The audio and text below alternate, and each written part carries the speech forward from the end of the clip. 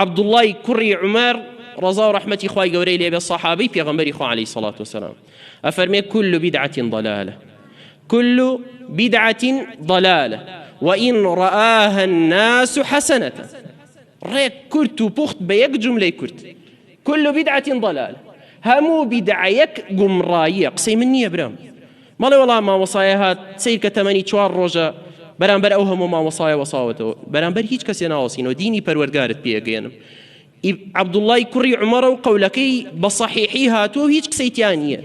كل بدعة ضلالة كل همو بدعيك قمراية ولو رآها الناس حسنة هرچند خلقي هر هموي بلايا وباش بي صروي زوي هر هموي اشتيكي بلا وباش بي كما دام پیغمبري خو عليه الصلاة والسلام وصحابة نيان كرد بي دل نيابة قمراية دل نيابة قمراية وبيت خسارة منديب ود لروجي قيامت شو أنا بيت خسارة منديبهم مەگەر من پێغەمبەری خۆم خۆش ناوێ عەلەیهی سەڵات وسەلام چۆن نەبێتە خەسارەتمەندی بۆم مەگەر من شوێن کەوتنی ئەوم ناوێ مەگەر لەبەر خۆشەویستی ئەو نایکەم ئەڵێم بڵێ هەر هەمووی لەبەر خاتری ئەوەی کەی نیەتەکەت قسەی تێدا نییە لەبەر خاتری ئەوە بەڵام عەمەلەکەت عەمەلێکی شەڕە و ئاگادار بە لە ڕۆژی قیامەتدا ئەگەریش بچیتە ناو بەهەشتەوە پاڵت ئەنێن و ئەتخەنە دەرەوە پەناگرین بەخوای گەورە کۆتا حەدیثتان بۆ هێنمەوە برا خۆشەویستەکان پێغەمبەری خوا عەلەیهی سەڵات وسەلام ئەفەرمێ لە ڕۆژی قیامەتدا خەڵکی هەمووی جیابۆتەوە کافرەکان خراونەتە ناو جەهەنەمەوە مسلمانان لەسەر سیڕات پەڕیونەتەوە و لە قەنتەرە چوونەتە ئەو دیوە و نەک ئەوەش بەڵکو لە دەرگای بەهەشتیش چوونەتە ئەو دیوە پێغەمبەری خوا عەلەیهی سەڵات وسەلام یەکەم کەسەکە چاوەڕێی ئوممەتەکەی ئەکات و بە خێراتنیان بکە بەدەستە موبارەکەکەی خۆی بەدەستە جوانەکانی خۆی بە دایک و باوکەوە بە قوربانی بین وەستاوە و ئاوی بەدەستەوەیە لەسەر حەوضە کە پەرداخەکانی سەر حەوضەکەی لە ئاوی کەوثەر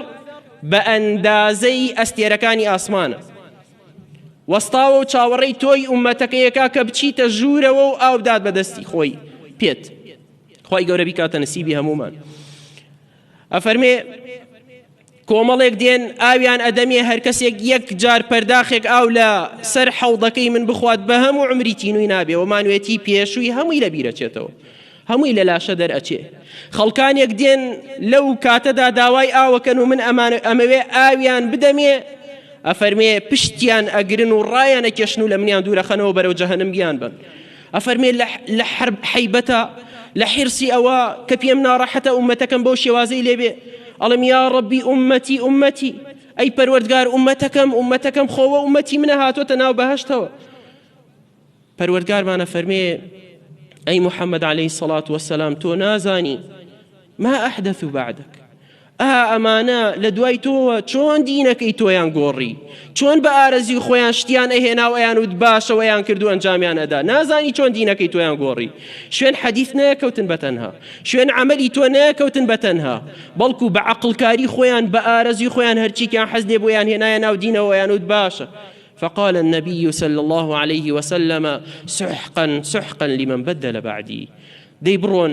دوور بێ بەولاتر چن ئەوانەی کە لە دوای منەوە دینەکەیان گۆڕی ئەو پێغەمبەرە نازدارە عەلەیهی سەڵات وسەلام کە بە ئاواتە خوازە بەوەی کە یەکێک لە ئوممەتەکەی زیاد بێ و بیخاتە ناو بەهەشتەوە خەڵکانێک چوونەتە ناو بەهەشتیشەوە بەڵام لە پێناو کۆمەڵێک عەقڵکاری خۆیان کاڵێن باشە